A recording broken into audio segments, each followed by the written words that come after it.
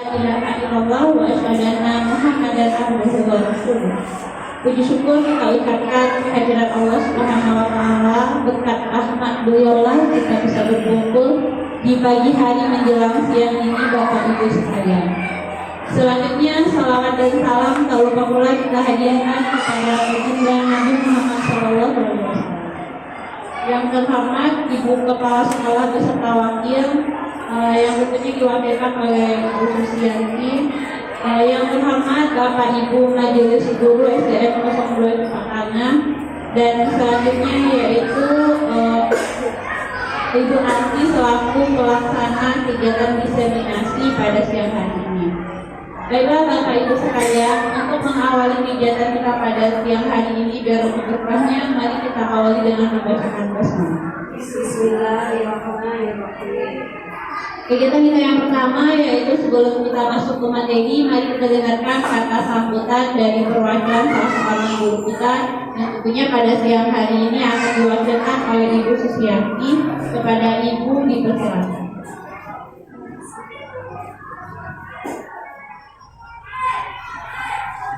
Assalamualaikum warahmatullahi wabarakatuh.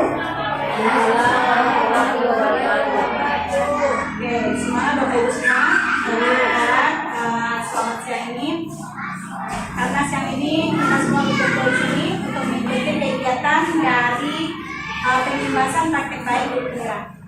Nah, di sini nanti apapun yang akan dibagi oleh guru penggerak kita, Ibu Anti, itu mari kita ambil semua nilai positif yang dibagikannya. Dan mari kita coba praktekkan dalam kelas. Jadi apa yang sudah dibagi tadi, nanti ilmunya agar bisa bermanfaat, kita akan menerapkannya di dalam kelas seperti apa yang sudah beliau terapkan. Jadi nanti ilmu yang baru itu kita akan cobakan, sehingga apa yang kita dapatkan hari ini dapat bermanfaat bagi kita semua. Dan sekali lagi saya ucapkan terima kasih atas kesediaan waktu Bapak Ibu semua untuk hadir hari ini. Demikianlah, mari kita saksikan sama-sama apa yang akan dibagikan praktik baik dari Ibu Herianti. Oke, assalamualaikum warahmatullahi wabarakatuh.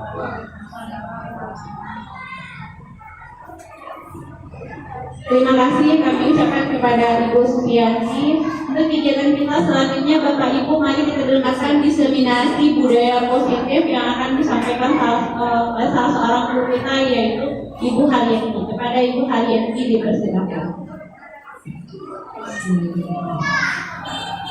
Assalamualaikum warahmatullahi wabarakatuh. Waalaikumsalam warahmatullahi wabarakatuh. Selamat datang kepada Bapak dan Ibu peserta diseminasi, yaitu menyebarkan pemahaman dan penerapan pengalaman mengenai budaya positif di sekolah kita, khususnya yaitu SDN 02 Cipatana. Alhamdulillahirabbil alamin, wassalatu wassalamu ala asyrofil anbiya'i wal mursalin wa ala alihi wa ashabi rasulillahi ajmain. Yang saya hormati Ibu Kepala Sekolah yang mewakili, yang saya hormati Bapak dan Ibu peserta diseminasi yang hadir menyempatkan diri untuk mengikuti kegiatan pada hari ini.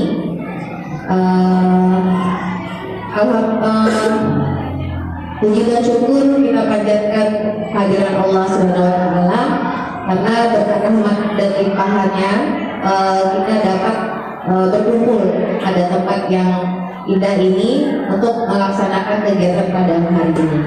Salam beriring salam tidak lupa kita panjatkan kehadiran kepada Nabi besar Muhammad SAW, karena berkat rahmat dan jasa beliau lah kita bisa merasakan semua perkembangan teknologi dalam khususnya tentang ilmu pendidikan pada zaman saat ini.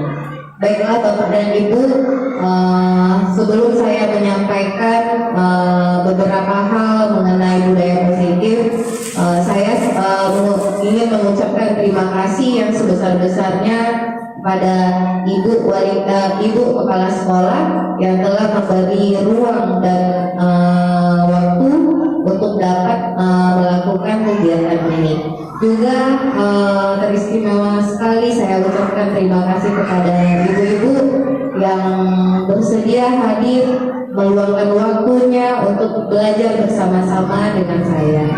Terima kasih sekali ibu-ibu semua.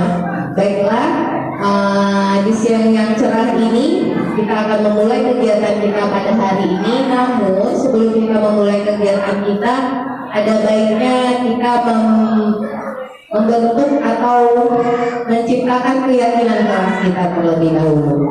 Kira-kira apa keyakinan kelas kita yang akan kita jalankan selama kegiatan berlangsung? Apa itu, Ibu? Boleh tunjuk tangan? Ya, Bu Redi Permatasari. Kegiatan dengan menyenangkan. Ya, ikuti kegiatan dengan menyenangkan. Ada lagi?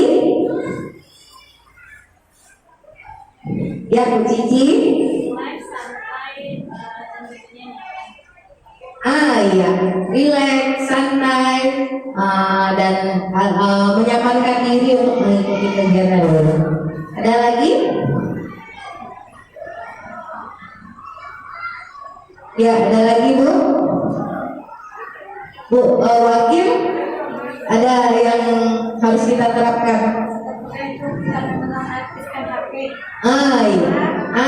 Kegiatan berlangsung. Tidak, kita ganti tidaknya, yaitu mensilentkan HP pada saat kegiatan berlangsung ya. Jadi mudah-mudahan keyakinan kelas yang kita timbulkan tadi kita sepakati bersama ya ibu-ibu. Ya, sepakat kita ya. Alhamdulillah kita sudah ada 3 keyakinan kelas. Mudah-mudahan selama kegiatan berlangsung keyakinan kelas itu dapat kita jalankan. Nah, sebelum saya masuk ke materi ini, bagaimana kalau kita ice breaking dulu biar semangat ya? Ya Bapak Ibu, nah boleh semua berdiri. Ayo, semua kita berdiri ya.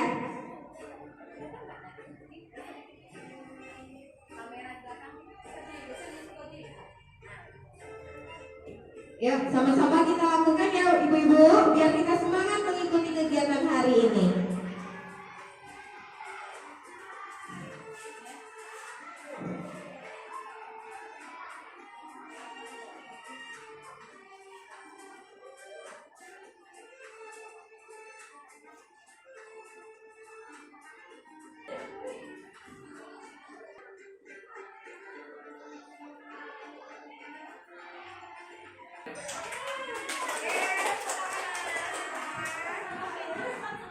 Dan jadi itu tadi adalah ice breaking senam otak.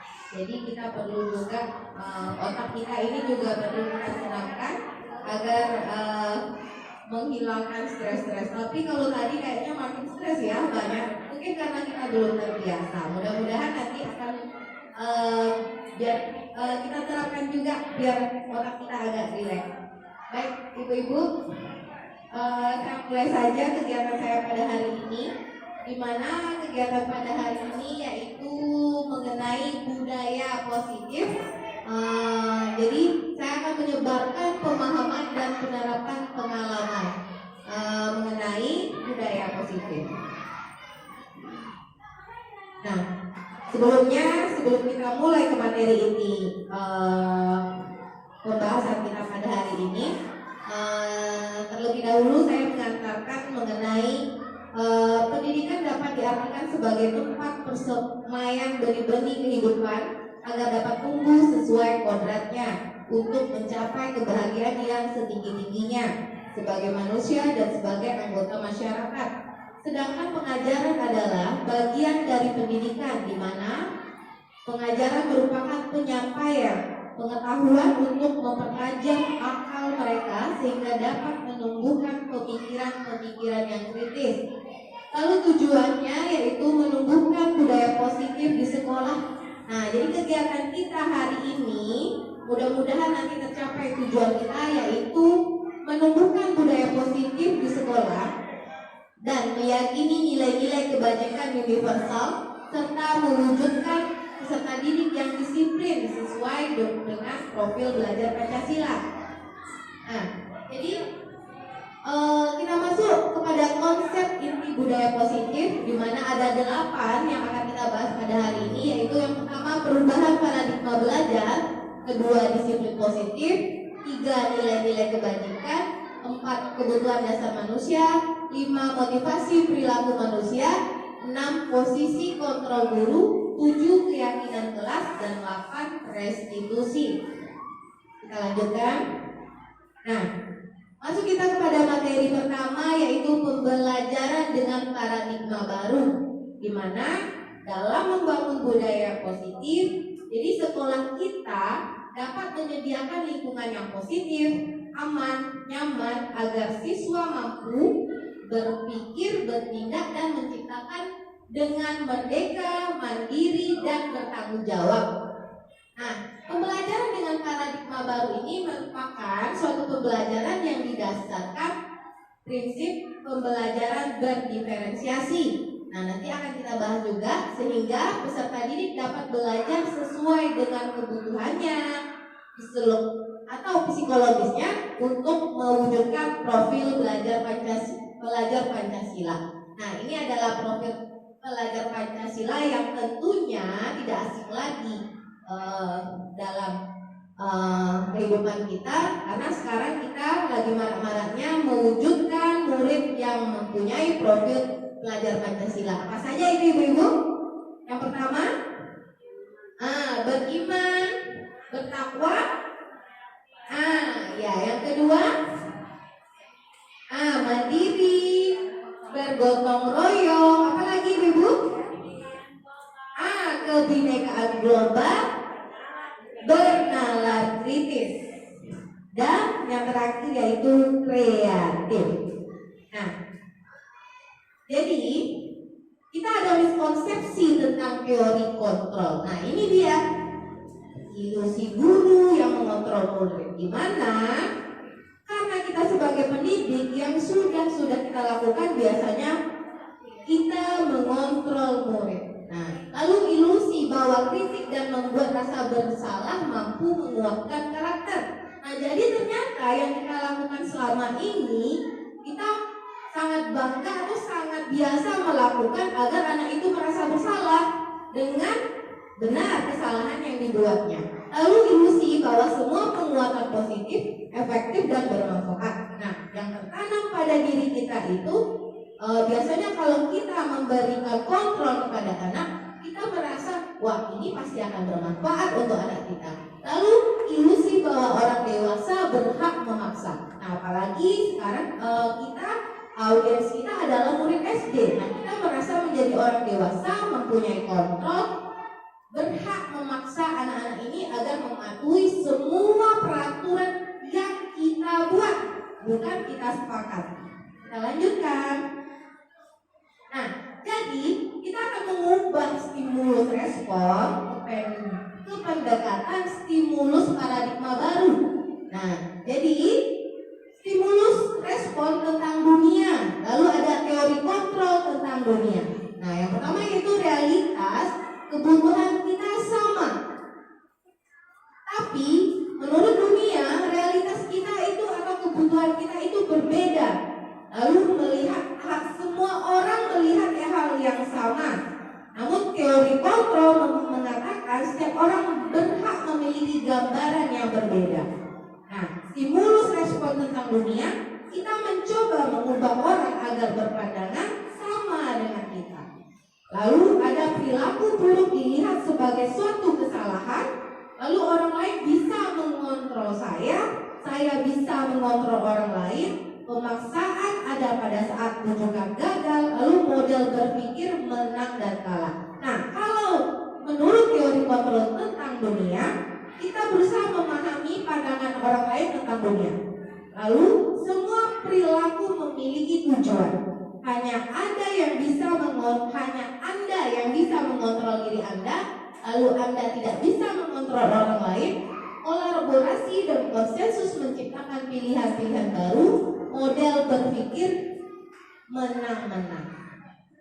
Nah, kita masuk pada materi selanjutnya, yaitu disiplin.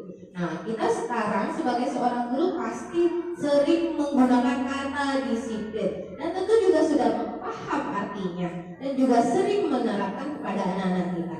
Kira-kira disiplin itu apa, Ibu-ibu? Ya, Bu Deni? Teratur. Ada lagi? Tepat waktu. Hebat sekali, Bu Riz. Ada lagi? Kira-kira itu disiplin dengan bahasa kita.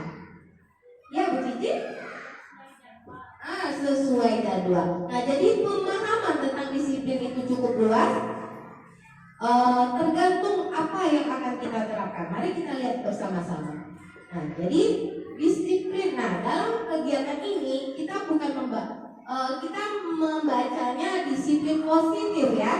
Jadi dalam budaya kita makna kata disiplin dimaknai menjadi sesuatu yang dilakukan seseorang pada orang lain agar untuk mendapat kepatuhan. Kita cenderung menghubungkan kata disiplin dengan ketidaknyamanan. Lalu sebagai pendidik, tujuan kita dengan disiplin itu menciptakan anak-anak yang memiliki disiplin sehingga mereka dapat berperilaku sesuai dengan nilai-nilai yang ada. Nilai-nilai kebajikan universal, motivasi intrinsik, bukan ekstrinsik. Lalu, disiplin positif merupakan salah satu cara penerapan disiplin yang bertujuan untuk menumbuhkan kesadaran pada murid-murid kita, untuk memberdayakan murid-murid itu sadar agar dia berdisiplin tanpa kita ancam, tanpa ada sogokan maupun hukuman. Jadi pada kesimpulannya di disiplin pada kegiatan ini kita menerapkan disiplin itu tidak adanya tekanan agar anak berdisiplin, tapi menumbuhkan kesadaran kepada anak-anak kita agar murid-murid kita semua mau dan sadar dengan sendirinya untuk berdisiplin. Kita lanjut. Nah, jadi disiplin positif adalah disiplin yang dilakukan dengan motivasi dalam diri. Nah, ada namunnya, pada kenyataan yang kita lakukan selama ini, kita menerapkan aturan, disiplin, menuntut anak-anak kita disiplin. Namun anak-anak kita kan terpaksa saya datang jam 7, terpaksa saya membuat PR, terpaksa saya memakai atribut. Tidak semua, tapi ada yang mungkin karena ada kita embel-embel hukuman atau apa, jadi anak-anak The Bluetooth device is ready to pair. Jadi anak-anak kita menjadi terpaksa. Nah, namun di disiplin positif ini tujuannya yaitu membentuk tanggung jawabnya, menumbuhkan motivasi internal, mengontrol diri dalam melakukan suatu tindakan. Nah, kita masuk kepada nilai-nilai kebajikan. Nah, tapi sebelum saya lanjutkan kepada nilai-nilai kebajikan mengenai disiplin positif, ini ada pertanyaan ibu-ibu? Kita lanjutkan saja dulu. Baik, kita lanjutkan dulu ke materi nilai-nilai kebajikan. Nah, nilai-nilai kebajikan yang pertama yaitu profil belajar Pancasila, di mana beriman dan bertakwa kepada Tuhan Yang Maha Esa, seperti yang kita sebutkan tadi semua ya, berakhlak mulia, berkebinekaan global, gotong royong, mandiri, kreatif, bernalar, kritis. Nah, lalu Ibu Primary Years Program atau PYP, sikap murid yang dituntut itu toleransi, rasa hormat, integritas, mandiri, menghargai, antusias, empati, keingintahuan, kreativitas, kerjasama, percaya diri, dan komitmen. Lalu nilai-nilai kebajikan yang terakhir yaitu keterampilan hidup, dapat dipercaya, lurus hati, mendengar yang aktif, tidak merendahkan orang lain, memberikan yang terbaik dari diri. Nah, kebutuhan, lanjut kita kepada materi selanjutnya yaitu mengenai kebutuhan dasar manusia. Jadi manusia itu memiliki kebutuhan dasar. Kebutuhan dasar adalah segala sesuatu yang kita lakukan untuk mendapatkan apa yang kita inginkan. Nah, seluruh tindakan yang kita lakukan memiliki tujuan tertentu dan semua usaha terbaik yang kita lakukan adalah dalam rangka kebutuhan. Nah, ini dia kebutuhan dasar manusia. Nah, yang pertama yaitu bertahan hidup. Ada narasinya di sana. Yang kedua, kasih sayang dan rasa diterima. 3, penguasaan. 4, kebebasan. Dan 5, kesenangan. Nah, apa masing-masing poinnya? Nah, ini dia kebutuhan dasar manusia. Yang pertama, bertahan hidup. Bertahan hidup itu meliputi makanan, pakaian, tempat tinggal, keamanan, dan kesehatan. Lalu kebutuhan kasih sayang dan rasa diterima. Rasa diterima, dipedulikan, berbagi, kerjasama, menjadi bagian dalam kelompok. Lalu yang ketiga, penguasaan. Nah, harga diri, keinginan untuk dianggap, memimpin, berprestasi, diakui dan didengar. Yang keempat yaitu kebebasan, mandiri, memiliki pilihan, mencoba hal baru, dan mampu mengendalikan diri. Kebutuhan dasar yang terakhir yaitu kesenangan, bermain humor, antusiasme, dan tertawa. Nah, selanjutnya motivasi perilaku manusia. Yang pertama yaitu motivasi internal. Motivasi internal itu yaitu untuk menjadi orang yang mereka inginkan dan menghargai diri sendiri dengan nilai-nilai yang mereka punya tadi. Lalu ada motivasi eksternal untuk menghindari ketidaknyamanan atau hukuman. Nah, jadi seseorang itu melakukan sesuatu baik itu kebaikan, kesalahan, ada 2 motivasinya. Yang pertama internal dan eksternal tadi. Nah, jadi motivasi eksternal yang terakhir tambahnya untuk mendapatkan imbalan atau pujian dari orang lain. Nah, dalam penerapan keyakinan kelas, jika terjadi pelanggaran, tentu akan ada sanksi hukuman atau restitusi. Nah, apakah itu? Nah, hukuman yang pertama tidak terencana atau tiba-tiba, lalu murid tidak tahu apa yang akan terjadi jika tidak dilibatkan.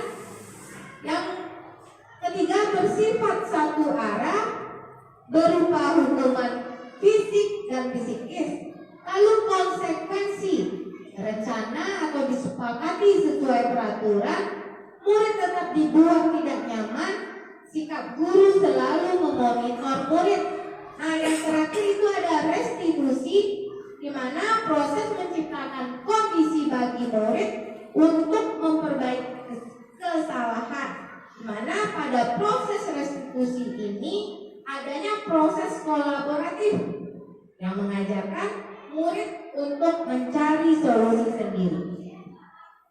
Nah, hukuman itu bersifat negatif. Contoh, awas ya kalau dilakukan lagi. Nah, itu bentuk hukuman. Itu biasa kita lakukan. Awas ya kalau kamu lakukan lagi. Sering kali kita di kelas melakukan itu. Nah, itu modenya mode paksaan. Lalu konsekuensi. Nah, ini bersifat netral pada poin yang ini. Contohnya, lakukan ya apa yang saya katakan. Nah, ini stimulus respon. Jadi menstimulus agar murid kita merespon apa yang kita perintahkan. Lalu restitusi. Nah, ini sifatnya positif. Bagaimana mengungkapkannya? Apakah hal sesungguhnya yang ingin kamu lakukan? Nah, ini di sini bersifat teori kontrol. Nah, ini dia. Lalu ada penghargaan. Penghargaan merupakan hukuman, yaitu adalah cara-cara mengontrol perilaku seseorang yang menghancurkan potensi pembelajaran yang sesungguhnya. Penghargaan yang memiliki dampak kurang baik diantaranya Nah, jadi penghargaan itu ada juga dampaknya. Tidak selalu apa yang kita lakukan di dalam dengan sebutan penghargaan untuk siswa, penghargaan untuk murid adalah memiliki dampak yang baik atau positif. Ada juga dampak negatifnya. Di antaranya, penghargaan itu tidak efektif, merusak hubungan, mengurangi ketepatan, menurunkan kualitas, mematikan kreativitas. Lalu penghargaan itu juga bersifat nantinya menghukum. Nah, kita masuk kepada posisi kontrol guru. Nah, ini yang sangat penting. Mudah-mudahan setelah kita mengetahui budaya positif ini, kita tahu posisi kita itu harus berada di mana. Jadi yang pertama, posisi kontrol itu manajer. Lalu ada pemantau. Yang pertama yaitu penghukum, pembuat rasa bersalah. Lalu ada teman, lalu pemantau, dan terakhir yaitu manajer. Nah, kita akan lihat posisi kita yang sudah kita lakukan di mana, dan sebaiknya memperbaiki itu semua. Kita berada di posisi yang mana. Nah, ini contohnya. Contoh penerapan 5 posisi kontrol. Saya ambil satu kasus di mana diantaranya yang kita temukan saja, yang bisa kita temukan saja, siswa tidak memakai atribut lengkap saat upacara bendera. Nah, ini biasa sekali kita temukan. Ada saja tiap minggunya anak-anak kita yang atributnya tidak lengkap. Nah, bagaimana cara kita menghadapinya? Nah, kita lihat dulu kita berada di posisi yang mana. Nah, ada contohnya yang sebagai penghukum. Lari mengelilingi lapangan 2 kali putaran. Atau contoh, pilih sampah, bersihkan WC. Apalagi contoh kita sebagai penghukum murid. Hormat kepada tiang bendera. Nah, itu merupakan berada pada posisi penghukum. Lalu ada juga namanya pembuat rasa bersalah. Nah, contohnya, sudah berapa kali diberitahu, kenapa selalu membuat ibu kecewa? Lah barangkali di KCN awak jumur yang memakai tak pakai atribut. Nah, karena daerah ibu gara-gara awak, ibu pikir ini ya hukum. Kalau nggak ibu lagi awak hukuman, nah ibu yang disalahkan kepala sekolah. Nah, ibu jawab gara-gara awak joleh. Jadi itu kita berada kalau kita melakukan itu, kita berada pada posisi pembuat rasa bersalah kepada murid. Lanjut. Nah, ada juga yang posisinya sebagai teman. Nah, seperti apa? Ayo dong ikuti aturan sekolah yang sudah tidak apa-apa, lain kali tolong jangan diulangi. Ya sudah tidak apa-apa, lain kali jangan diulangi ya. Kan ada juga kan kita kayak gitu. Nah, ada juga yang Dena ikutilah perintah sekolah awak lain. Awak jangan dilanggar-langgar juga. Besok jangan diulang-ulang juga dah. Nah, ada juga kita melakukan itu. Nah, itu posisinya berada pada teman.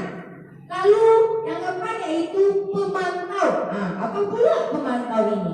Nah, biasanya kalau pemantau itu kita bilangnya gini, kamu sudah melanggar peraturan, kamu tahu konsekuensinya.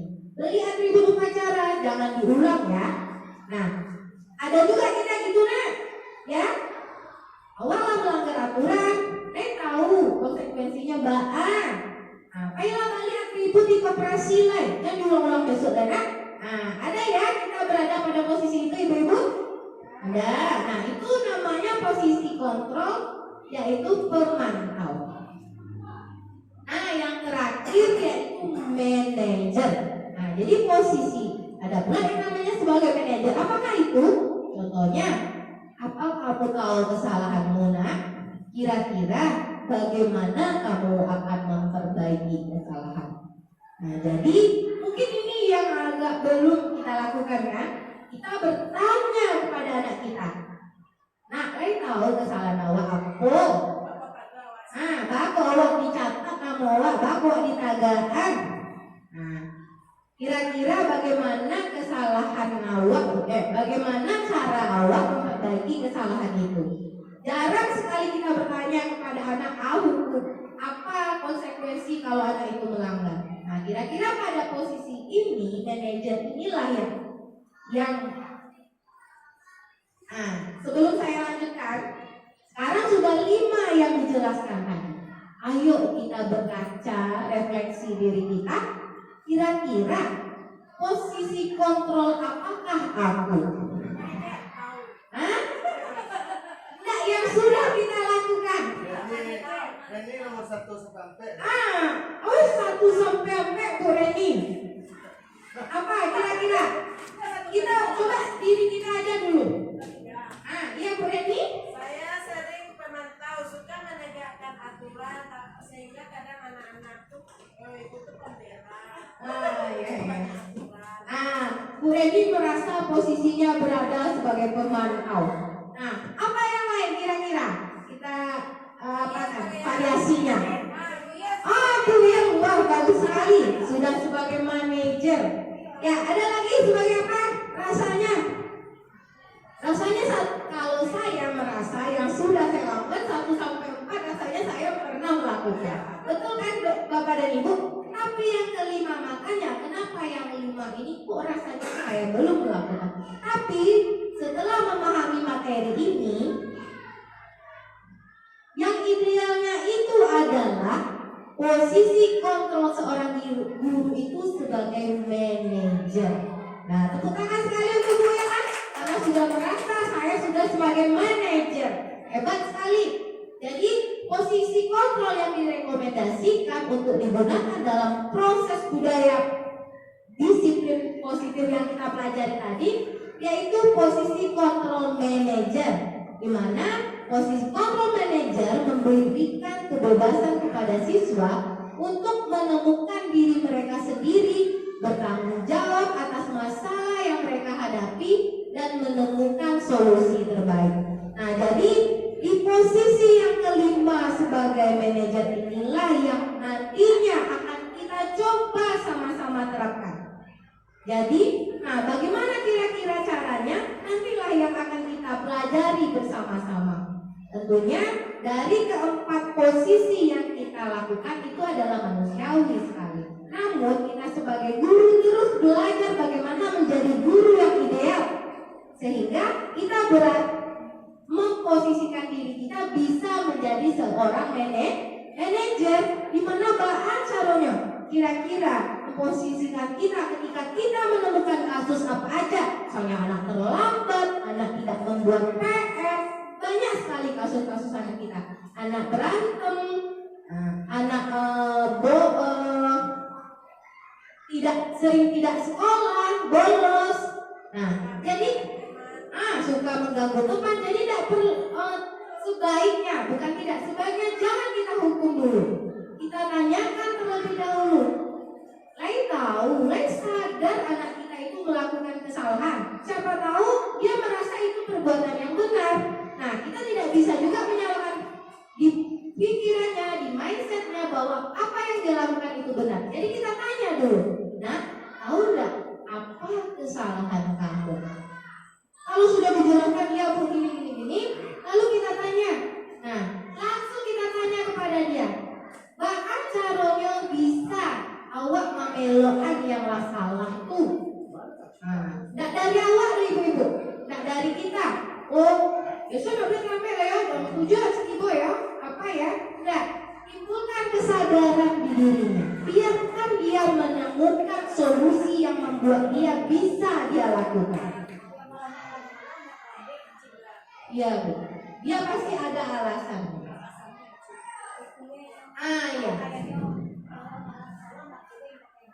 Ya, mungkin saja ketika dia pakai pakaian yang belak, alasannya bajunya mungkin robek, alasannya mungkin bajunya tidak ada lagi, kesempitan. Tapi kan tidak mungkin dia bikin sepatu, baju saya robek apa. Tapi kadang kita sebagai guru tidak memahami itu. Kita langsung, awak tidak pakai, orang pakai baju kok gini, awak pakai baju beda loh. Mudah-mudahan jangan lagi kita begitu ya ibu-ibu ya. kita tanya dulu kepada anak. Ayo, bahkannya sampai nak mampu PR, takut di rumahnya penal habis, mamanya tak ada PT mungkin. Tak lampu mati di rumahnya. Jadi awak tanya dulu kan, yang nak buat PR ke depan, baris, pilih sampah. Agak di luar. Mudah-mudahan setelah kita belajar budaya positif, 5 posisi kontrol dan posisi kontrol yang idealnya sebagai seorang guru yaitu manajer. Jadi kita tanya loh, jadi apa anak itu salah? Nah, tahu awak salah awak apa? Lah ibu salah awak itu. Nah, kira-kira mana awak bagus salahku? Oh iya, bahas awak itu melanggar yang malah awak sepakati kan awak tak boleh ibu kalambe. Gimana caranya? Jadi besok baca dulu supaya anak ibu nak kalambe lain. Dari dia datangkan. Baca ruangan muridnya. Awak capek lalu bu.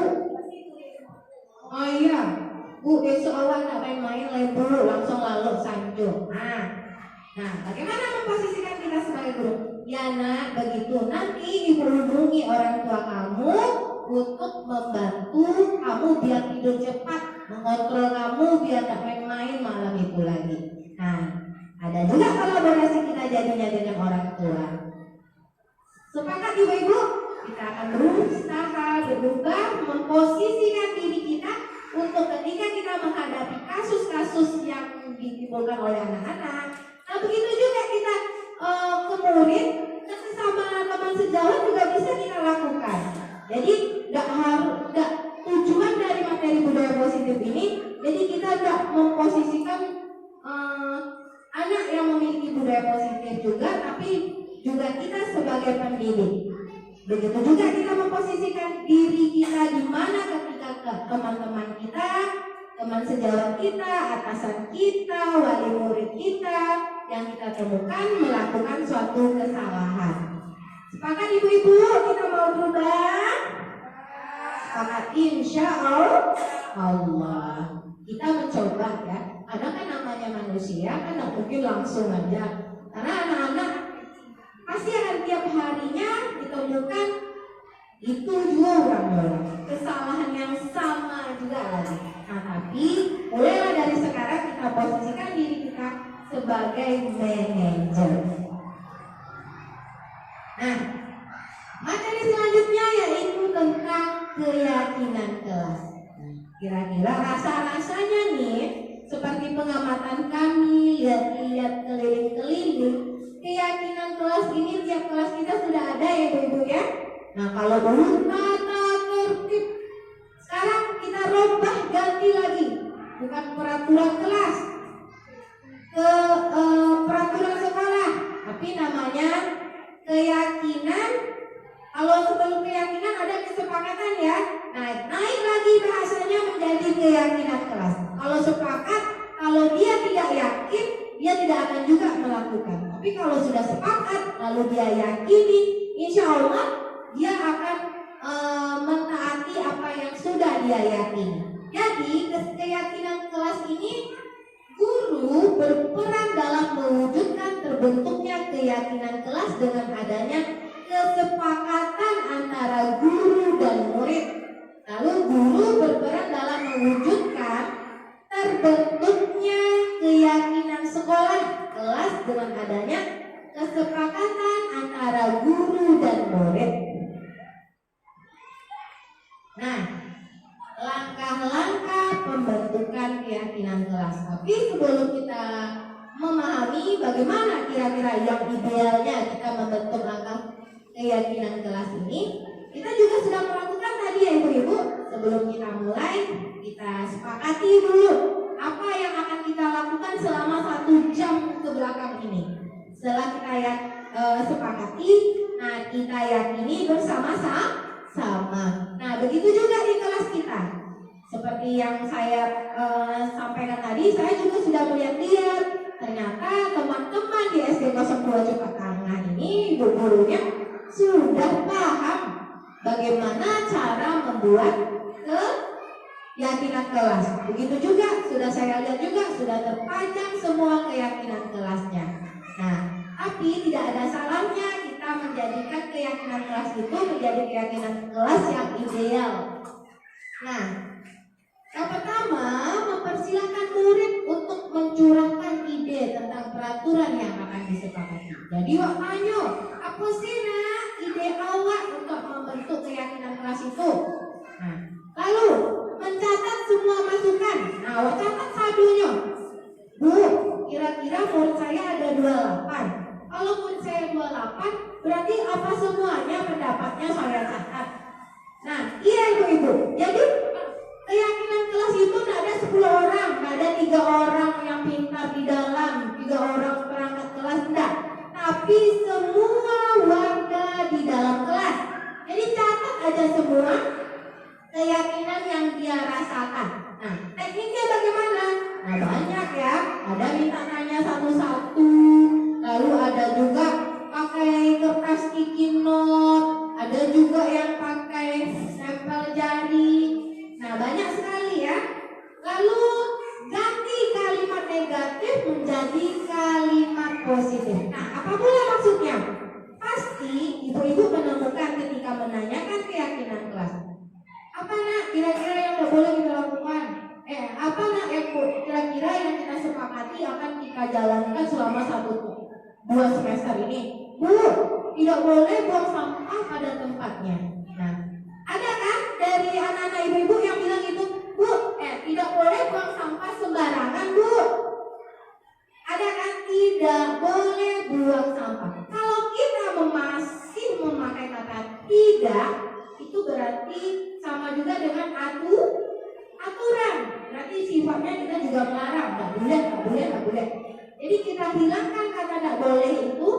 Apa kira-kira kalimat positifnya? Membuang sampah pada tempatnya. Di mana? Yaitu pada tempatnya. Bu, tak boleh menyontek, Bu. Tujuh kata tidak boleh lagi. Apa kita ganti kira-kira? Menyontek itu masuk kemana? Jujur. Kita ganti kalimat positifnya misalnya. Jujur dalam mengerjakan setiap tugas. Ya, jangan pakai. Jadi coba ibu lihat lagi keyakinan kelasnya. Apakah masih ada kata tidaknya? Kalau tidak, itu masih bersifat seperti aturan. Lalu tinjau kembali curahan pendapat yang terkumpul dan susun menjadi keyakinan kelas. Nah, jadi semua misalnya ada 28 siswa sudah terkumpul, pasti ada yang sama pendapatnya kan ibu-ibu? Ya kan? Nah, yang si A buat dilarang mencontek, yang si B buat dia dilarang mencontek. Nah, itu yang akan kita tinjau kembali, lalu kita susun. Nah, yang sama boleh kita satukan aja. Nah, lalu setelah kita menyusunnya, meninjaunya, kita tinjau lagi keyakinan kelas yang sudah tersusun menjadi 3 atau 7 keyakinan. Nah, kira-kira ibu-ibu berapa keyakinan kelasnya di dalam kelas?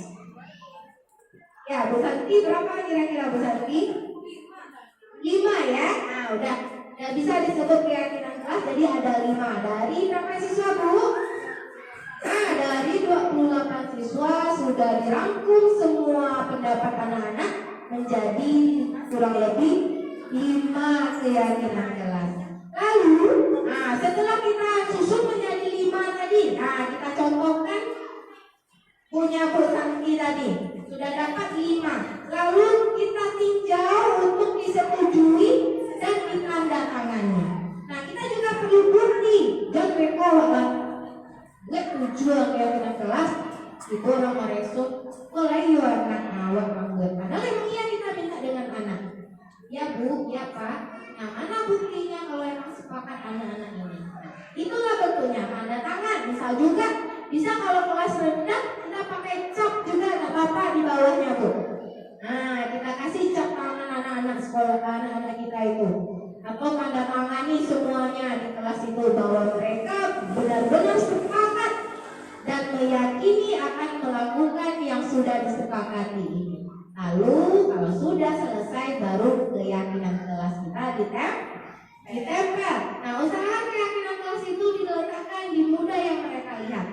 dan mereka dibaca kemari atau diambil kemari. Apa Bu? Ya tinggi sekali. Jadi ibaratnya keyakinan kelas itu yang akan mainnya anak awak. Ternyata awak gak pernah pakai pendapat atau sepakat. Soalnya bulan membuang sampah dong. Kalau perlu di mana yang biasa mereka lihat, yang bisa mereka lihat dengan gampang. Dan tulisannya jangan kecil kecil. Nah, ini adalah salah satu contoh. Jadi yang saya ambil kelas rendah dan kelas tinggi. Keyakinan kelas 1. Setiap anggota kelas perlu belajar. Setiap anggota kelas perlu senang. Lalu setiap anggota kelas perlu melakukan tugas. Setiap anggota kelas perlu saling menghargai. Lalu setiap anggota kelas perlu merasa aman. Lalu keyakinan kelas yang kelas 5. Ini kan udah agak tinggi ya Bu ya levelnya. Selalu bersikap positif. Senantiasa menjadi diri terbaik, percaya dan menghormati orang lain serta barang miliknya, berkomitmen terhadap setiap tugas, senantiasa membantu. Pasti sedikit bingung, Bu, bagus-bagus sekali kalimatnya. Tak mungkin ini lahir dari anak. Nah, kembali kita ke tahap yang sebelum tadi. Dari masukan dengan bahasa anak, berbagai macam bahasa anak tersebutlah kita meninjau untuk menjadikannya kalimat-kalimat yang positif dan indah untuk disampaikan, dibaca, dilihat, dan didengar. Inilah contohnya. Nah, masuk kepada materi. Apa itu segitiga restitusi? Jadi maksud kita tadi ada kita membahas mengenai restitusi, di mana merupakan sebuah strategi yang dapat dilakukan sebagai proses menciptakan kondisi menuntut murid untuk memperbaiki kesalahan-kesalahan yang mereka lakukan. Nah, langkah-langkah segitiga restitusi yang pertama menstabilkan identitas, validasi tindakan yang salah, terakhir menanyakan keyakinan. Nah, langkah segitiga restitusi. Jadi kita ingat aja ini Ibu-ibu ketika kita mendapatkan kasus tadi, stabilkan identitas anak awak dulu, lalu validasi tindakan yang salah, lalu menanyakan keyakinan. Saya kasih contoh di sini seperti ini. Misalnya anak kita datang terlambat, jangan langsung awak kalambek tadi ya nak ya. Lihat awak kalambek. Udah gitu kita tanya ke dia, lain tahu nak mana ibu imbau? Misalnya tahu mana ibu imbau? Tanyakannya dulu, lah ibu, apa kesalahan yang rasulnya bisa lakukan? Awak kalambek Bu.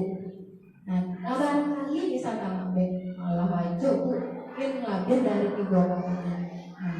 Jadi awak tanya dulu karena awak Bu. Tahu, lalu validasi tindakan yang salah Bu. Tahu yang bisa lakukan itu merupakan suatu kesalahan, ya Bu. Ada bakal dong. Suatu orang yang pernah melakukan kesalahan. Semua orang pernah melakukan kesalahan. Ibu di sini main bau Nisa, indah untuk mau hukum dong. Tapi mencari solusi besok Nisa itu nak kalambek lain. Misalnya tahu besok kalambek itu salah, melanggar keyakinan yang Allah buat. Ibu, apa kira-kira yang lah Nisa langgar tuh? Disiplin Bu misalnya. Jadi Nisa sudah melanggar keyakinan kelas kita, yaitu disiplin. Mau Nisa berubah nak besok? Kalau mau kira-kira tanya kayaknya ibu, apa yang Nisa lakukan untuk berubah tuh? Besok biar nak kalambek lain. Mungkin dia jawabnya, dia jawab kira-kira ibu? Bu, mungkin Nisa nak lalu malam lain. Tadi kan awak tanya makanya kalambek sebelumnya kan Bu. Jadi mungkin bisa minta tolong jagoan atau pasang alarm. Itu merupakan menanyakan keyakinan kepada anak. Jadi lain mau bisa berubah, lain tadi dia minta maaf lo lah, sadar lo dia salah. Wah tanya kayaknya. Lain namu anak besok berubah dia nak kalambek lain. Jadi Bu besok bisa nak kalambek insyaallah. Bisa lalu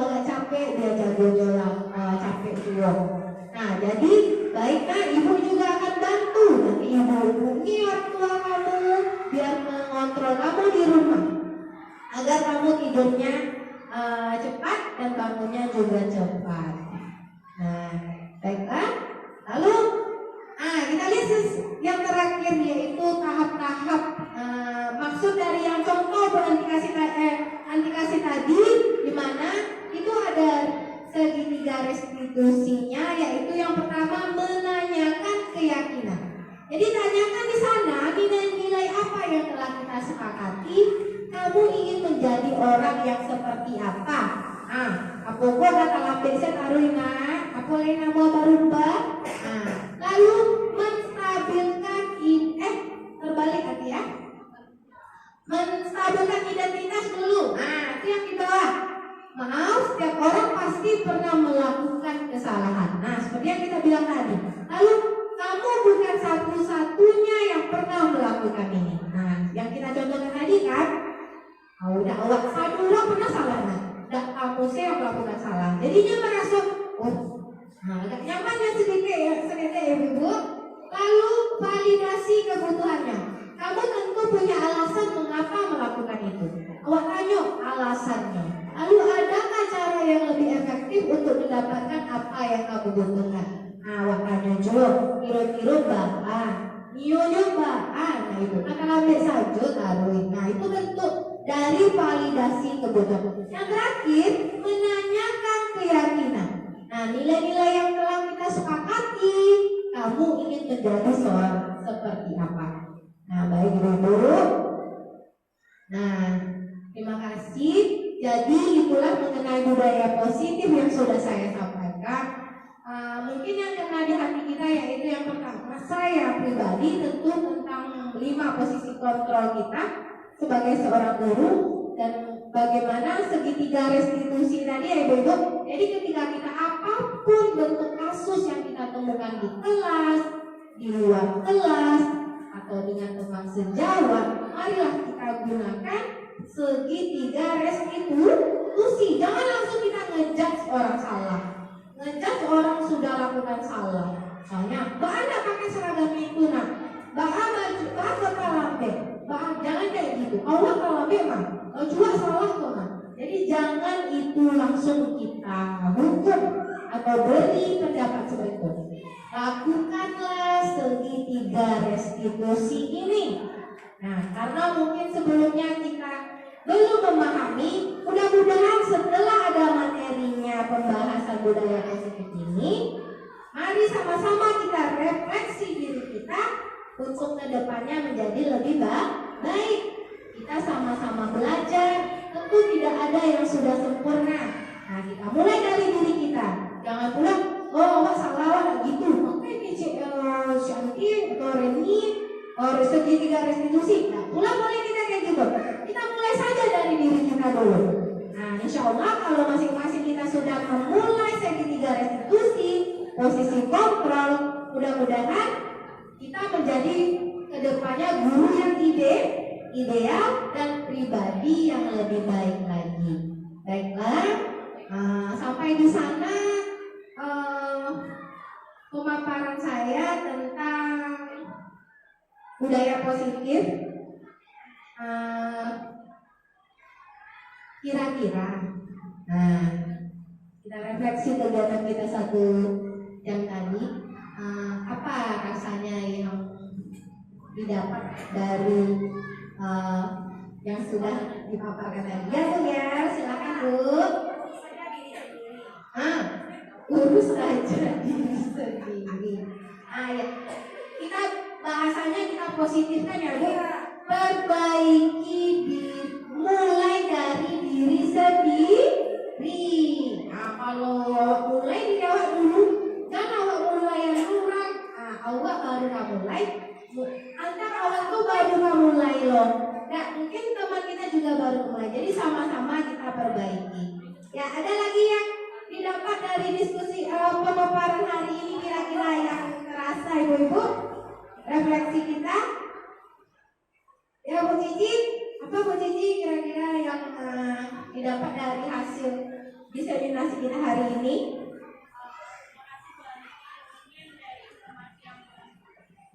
Terima kasih Bu Andi mungkin dari kegiatan diseminasi budaya positif yang diberikan, mungkin saya menyadari mungkin kita sebagai guru terkadang posisi kontrol kita menjadi seorang guru kadang kurang tepat. Kadang kita lebih cenderung mengancam anak, awas ya, jangan begini ya, kamu harus jadi menghukum. Padahal kita belum mencek dulu, mengvalidasi dulu apa sih sebenarnya yang terjadi. Nah, mungkin dengan adanya pemahaman ini, mungkin kedepannya apa langkah yang harus dilakukan oleh guru itu harus mempertimbangkan juga dan mengingat juga bagaimana tindakan yang tepat. Karena sebagai seorang guru tidak tepat rasanya ketika kita memberi hukuman kepada anak atau konsekuensi yang sifatnya menghukum, karena itu bukan untuk membangun suatu perubahan pada diri anak. Kemudian dari 15 lagi juga ada sedikit garis mungkin mungkin kadang ketika kita di lapangan kita menemukan suatu masalah, anak ini berdekat dengan temannya, kita langsung menanyakannya bagaimana apa ini. Padahal kita harus berikan ruang untuk mereka menyampaikan apa yang sebenarnya terjadi.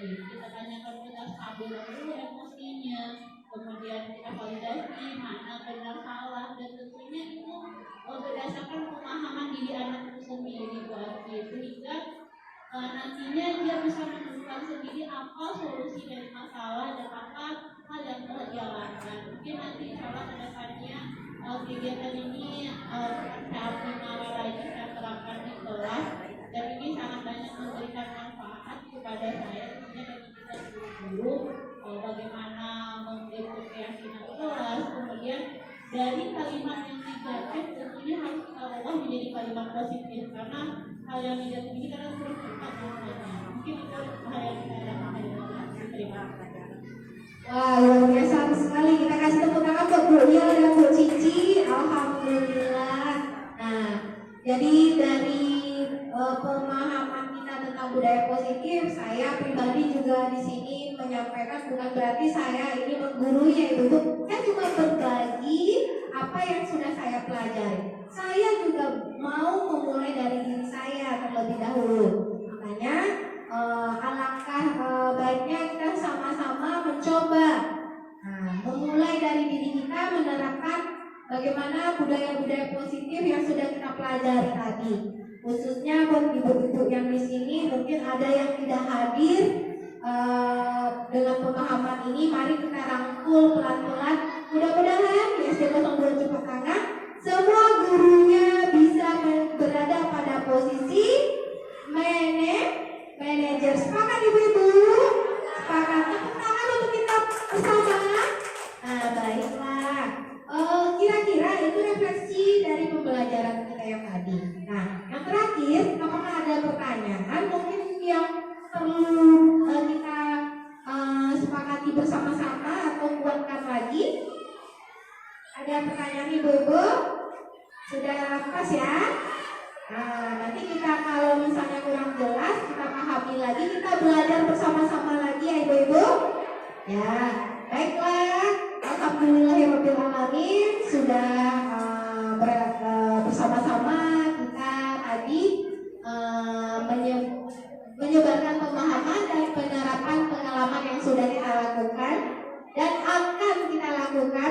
Mudah-mudahan setelah mempelajari budaya positif ini, kita menjadi pribadi yang lebih baik lagi, menjadi guru yang ideal untuk murid-murid kita, dan yang terakhir tujuan kita mudah-mudahan murid-murid kita juga bisa menerapkan atau memaksimalkan budaya-budaya positif yang kita harapkan mereka bisa lakukan.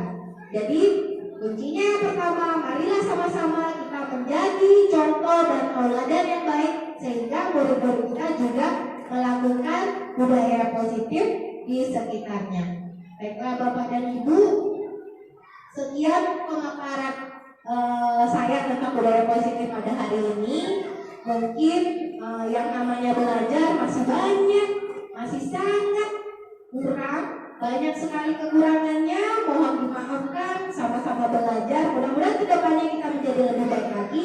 Mari kita gali terus ilmu-ilmu baru sehingga kita bisa menjadi guru yang ideal nantinya. Terlebih dan terkurang saya memohon maaf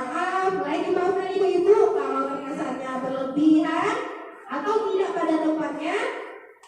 Saya mohon maaf. Wabillahi taufiq wal hidayah. Wassalamualaikum warahmatullahi wabarakatuh.